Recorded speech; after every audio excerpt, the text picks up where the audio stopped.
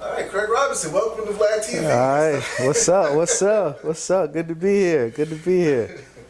How's it going, man? That's good, man. Yeah. Cool.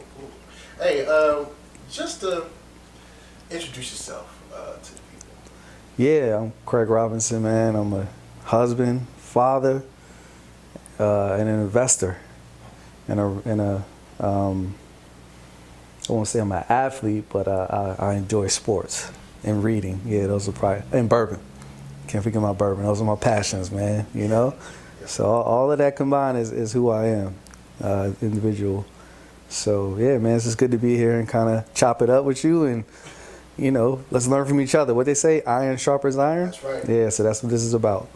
Word. So, where are you from originally? Yeah, Queens, New York, man. So just like you, was born in Queens, wasn't fully raised in Queens. I left Queens when I was about 13 years old. Pops had enough of New York, so we moved to Richmond, Virginia.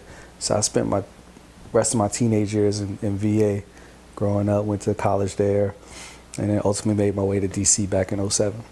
Nice. Now, what's your field of expertise? I'm an investment guy, through and through, man. I live, sleep, eat the markets. The markets is always, I'm always thinking about it. What's the next opportunity to place dollars, to allocate funds, whether it's for myself, my family, my friends, or for my clients.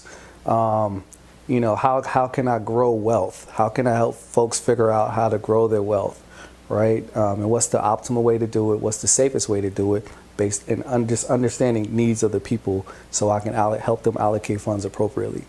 And I'm so passionate about it. I wrote a shameless plug, wrote a children's book because I think you know, wealth starts early at a young age, and just having 3 young daughters, I thought it was important for them to know about investing, even if they just learn about the key words, right? And just, you know, one, they're learning how to read, right? So you should read to your kid every night, really important.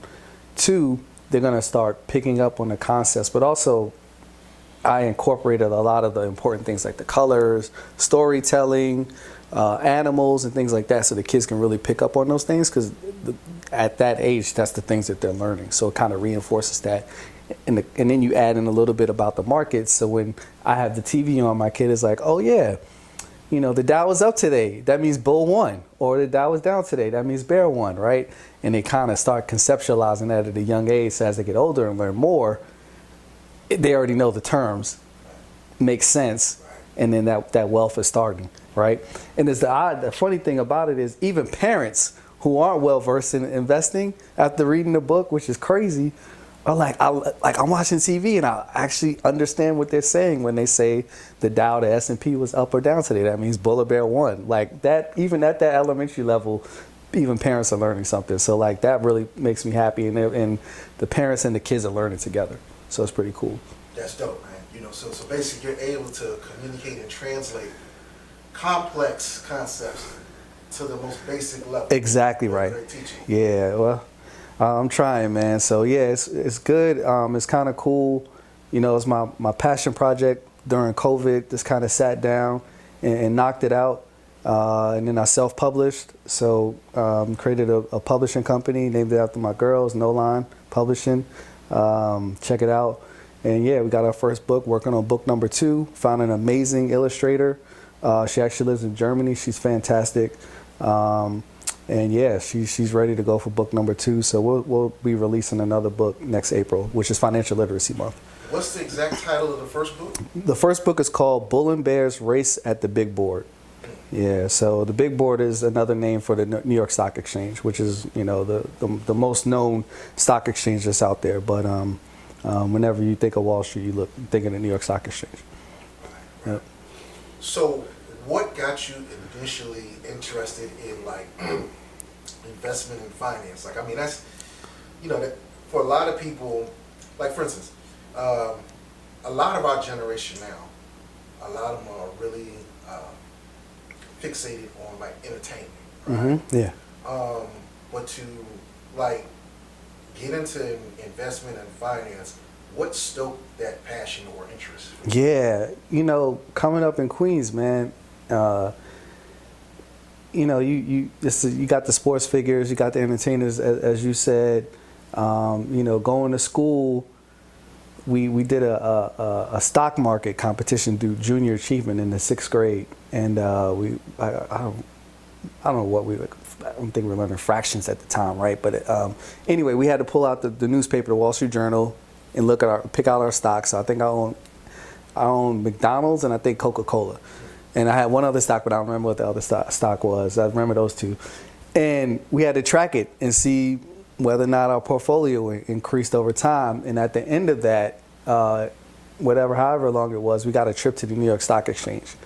So went on the floor, did the whole tour of the building and everything.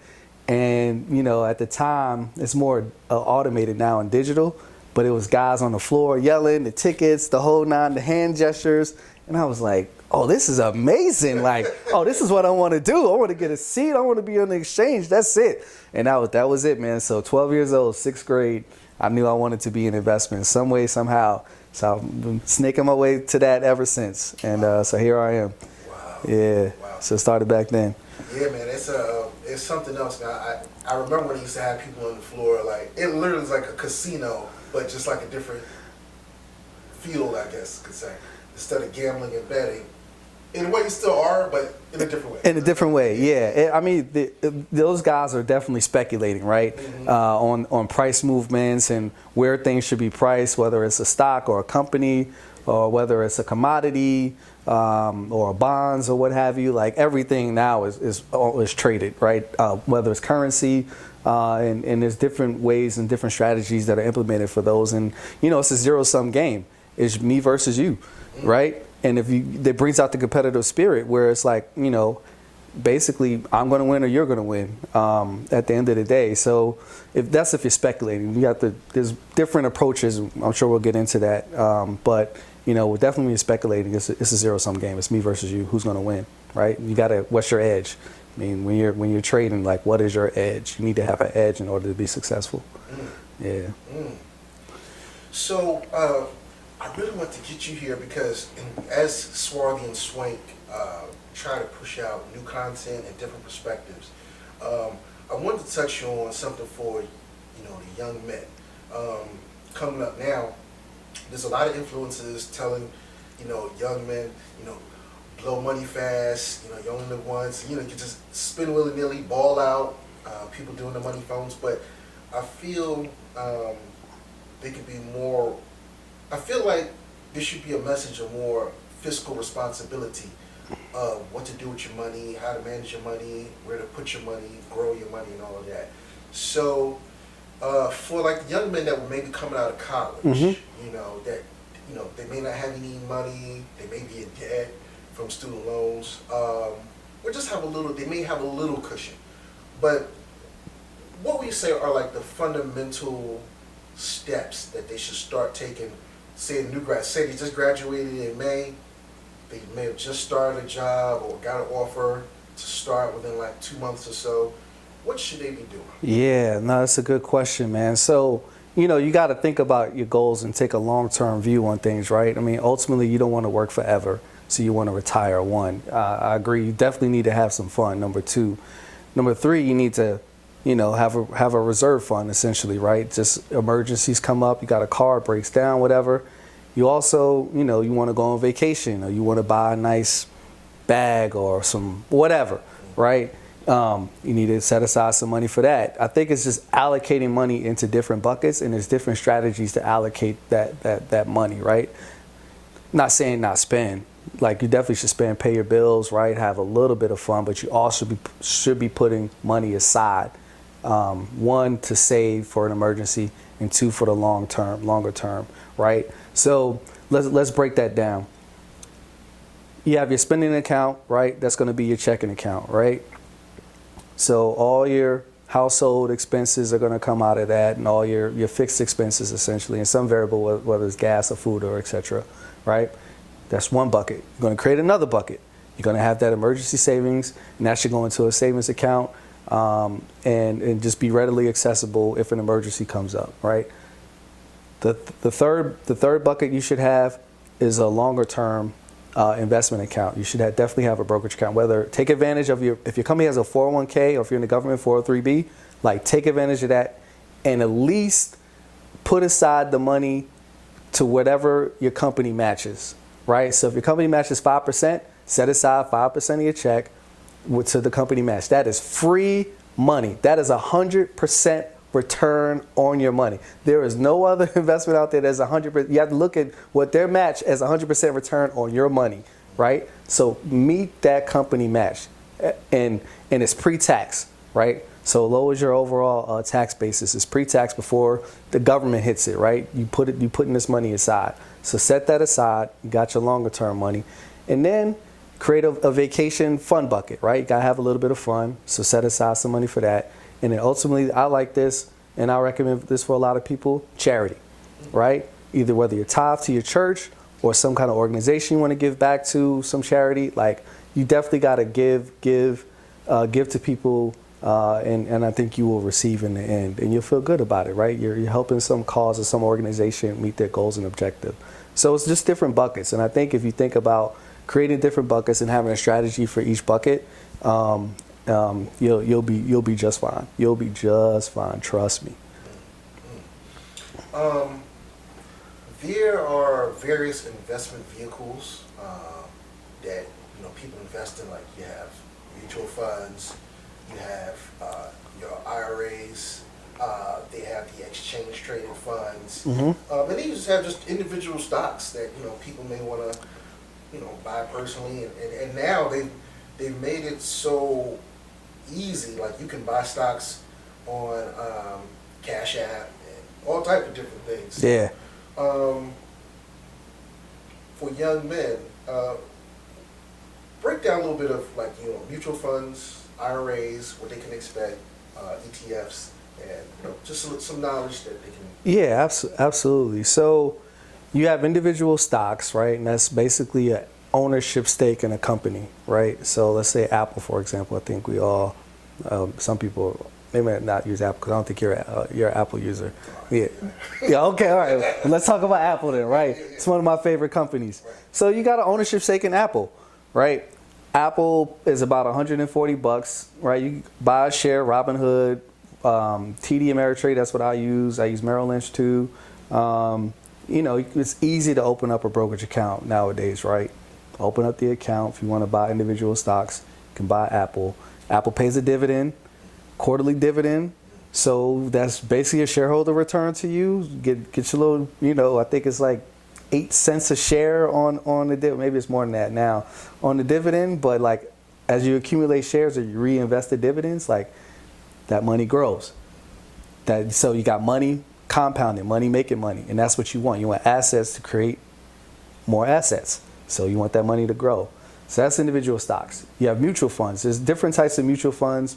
You have actively managed mutual funds and you have passively managed mutual funds. The actively managed mutual funds are a little bit more expensive, so things you want to look out for when you think about a mutual fund is the expense ratio. Is it like 1%, which is really high, right? Nowadays, you want to actively manage mutual fund to probably be in the 20 to 40 basis points. Basis points is a percentage of a percent, basically. And that's what the manager gets for managing the money. Now, when you create a portfolio, you want to be thoughtful about creating a portfolio, right? So let's say you got a portfolio, you already own Apple, and then you're going to go out and you're going to find a mutual fund that invests in large cap equities, right? Well, Apple's already going to be in a large cap equity mutual fund because it's a large cap company. But a mutual fund will give you, it's a basket of stocks, and it's going to give you, or a pool of stocks, it's going to give you more exposure to more companies just at a cheaper price, right? So you're going to own fractions of all these different companies within one mutual fund, and you have a manager who's managing their money, making all the decisions. You just give them your money, and they make all the decisions on your behalf. So that's an actively managed mutual fund. Then you have passively managed mutual funds, meaning they just target an index, right? There's a manager overseeing it, but they just target it to an index. So let's say it's an S&P 500 mutual fund that's passively managed. They're not going to outperform the S&P 500. It's just going to be, they're just going to manage and make all the decisions to match the S&P 500. They're not trying to generate more what you call alpha, which is over a return over a return, essentially. Getting in the weeds, but anyway, so be mindful of that. Then the ETF is an exchange traded fund, and that there's a whole host of strategies with ETFs. Typically, the fees on the ETF is going to be lower than a mutual fund. So ETFs are good investment strategies, and you can buy ETF to match an index. Now, when you put together a portfolio, you want it to be diverse, right? So you want to get exposure to large cap equities. You want to get exposure to small cap equities as well, right? To give you some kind of balance. So in different types of economies. So like right now, in this current market environment, large caps are usually multinational companies, so they have exposure to the US and international. Revenues are going to be fluctuate right now. Most small cap companies, if you get a US based small cap fund, they have exposure to the US. The US economy is the strongest economy in the world right now. So small cap companies are doing pretty well. You got a strong dollar, everything's generated here. They're doing well. So small caps is outperforming large caps, although the overall market is down. Then you want to get a little bit exposure to international. So like 3 funds, right? You want to get a large cap equity, a small cap. You want to get some exposure to international. Emerging markets are a little bit risky now. So, you just want to be diversified across the globe. Large cap, small cap, international. And then you can add in, just to give some what we call downside protection, a bond fund, right? So like basically you can buy a bond fund that is what we call an AG, and it gives you exposure to the entire global bond market. So allocating your money into those different buckets, you got $1, you allocate 35% into large cap. You do, hopefully I can do the math here, maybe 15% into small cap, international another 15, where we at 65, and then you put the rest, the 35% or 30% into fixed, and then keep 5% in cash, just to be opportunistic, what we call opportunistic. And that's how you can break up your money. Nice, Yeah. nice, very nice. The IRAs. Mm-hmm.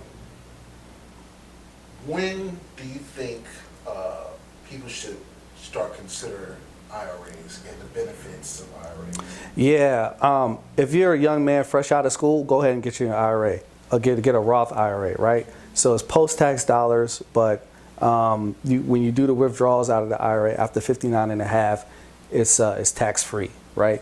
But it is income restrictions. So if you're making over it's 6 figures, I can't remember the exact number right now, but if you're over like 150,000, you can't invest in a Roth IRA, right? Because you're income restricted. Then you have to go to a traditional IRA, which is tax deferred, but when you withdraw the money, you get taxed at ordinary income.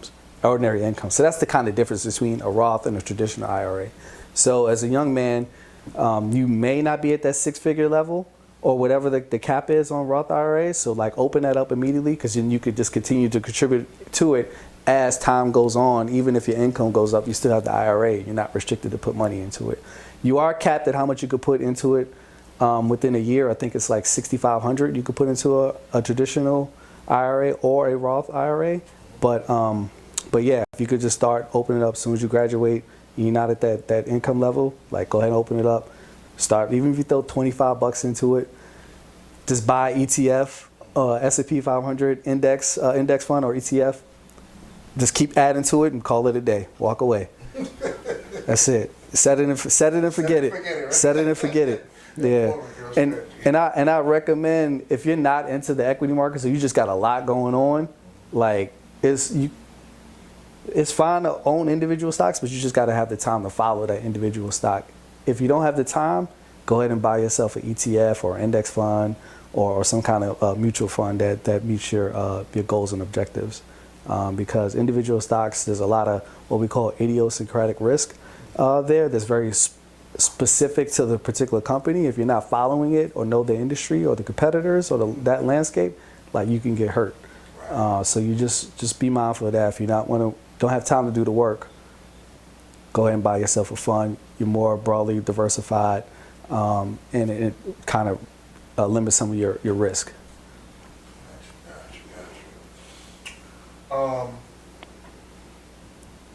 Young men, right? So they come out of college, they start setting up, these buckets and funds.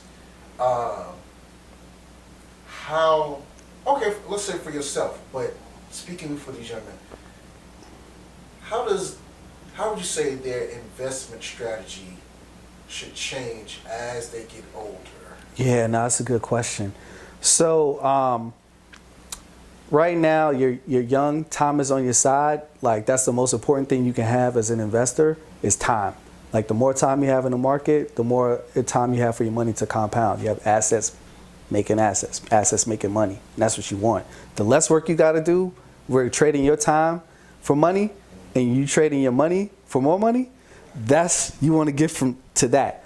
So so right now, if you're in your 20s, just go for it, right? I mean, I think in my 20s I was 100% equities, right? I was all in it. And as time going, I started to have a family. My needs change. I'm still 100% equities actually, but that's just me. I don't recommend that. I'm in my 40s. I don't recommend that for everybody in your 40s. But as you get older, they say you should start ratcheting down, your risk levels. So just start preserving your capital. So, as you 20s, let it ride. As you get to your 30s, maybe take some of that risk off. Start going into some fixed income, into some bond funds, whether it's a muni bond fund or a treasury bond fund or just that bond fund I talked about, like a aggregate, which encompasses the entire bond market, something to that effect. Allocate maybe 10, 15% into bonds, get into your 40s, maybe add a little bit more, 50s. And as you get closer to retirement, you want to start seeing that shift. You want to get more into capital preservation and less into risk. Take that risk off because you're getting ready to retire. You want to preserve your money so you have something to live off of. So. Dope. Okay.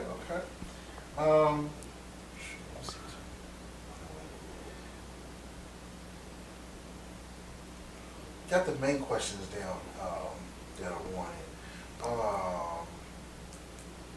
Is there anything else that you would like? If you were talking to, let's say your son was 27, is there anything that you would say as far as financial advice or even prepping, like, would you have done anything different financially before getting married and having kids? Yeah, absolutely, man. I would have, I was blowing money. 27, man, I think I just started making six figures. So I was just like, oh, let's go. I mean, I lived, but I also wish I would have put more money to the side. And I wish I would have created the buckets that I utilize now where I, put money aside to, I was always investing. And I always was investing in my 401k and meeting the match. I was always doing that, but I wish I had more. I wish I would have just budgeted better, right? I didn't buy my first house until I was in my 30s. So I wish I would have saved more, probably bought a house in my 20s, probably started a business. I wish I would have took more risk before I had a family. Risk in terms of trying stuff, whether it's a business or real estate, or more risk in investments, and also travel. Like, get your travel money together, get out and see the world. Even if your friends can't go or don't want to go, just go do it yourself. Like, go by yourself. Sometimes it's okay to travel on your own and just see the world and just open your mind and get exposure to different things. So probably as a 27-year-old, I would definitely say budget, but also take some risk. All right, man. Well, shoot. This was dope. Cool, man. This is dope. Give me a drop for Swarthy and Swank. Like the son said, like, yo, Craig Robinson here, Swarthy and Swank. Oh, yeah, all right. Yeah, it's Craig Robinson here with my man, Swarthy and Swank. A lot of good intel information coming to you. Check it out. Definitely touch base. Stay plugged in, and you will definitely grow and learn a lot. We need something like this in our lives, especially as black men. We definitely need this to have experience and get a little bit more culture. We're not a monolithic group of people, and we have a lot to learn from each other. And I think Swarthy and Swank is on the path of doing that, of us learning from each other. As I said at the outset, iron sharpens iron. Facts. Oh, drop the plugs for your book also. Oh, yeah. So I can add those, all the titles and the location they can find it, and if there's any social media attached to it. Yeah, absolutely. Also, pick up a copy of Bull and Bear Race to the Big Board for any kid who you think will stand to benefit from financial literacy. You can visit our website, nolyne.com, NOLYNE.com. You can pick up the book there, or you can go to any online retailer, Amazon, Barnes & Nobles, Walmart, Target. The book is in all those places online. We're not in brick and mortar, just everything's online. But go to No Line first. There's a lot of good information on the website too around financial literacy, and we're growing. Next book will be out next year. Not going to drop the title just yet. It's a working title, but it'll be out next April 15th, because that's the target date to release that book, just in time for Financial Literacy Month and Tax Day. So,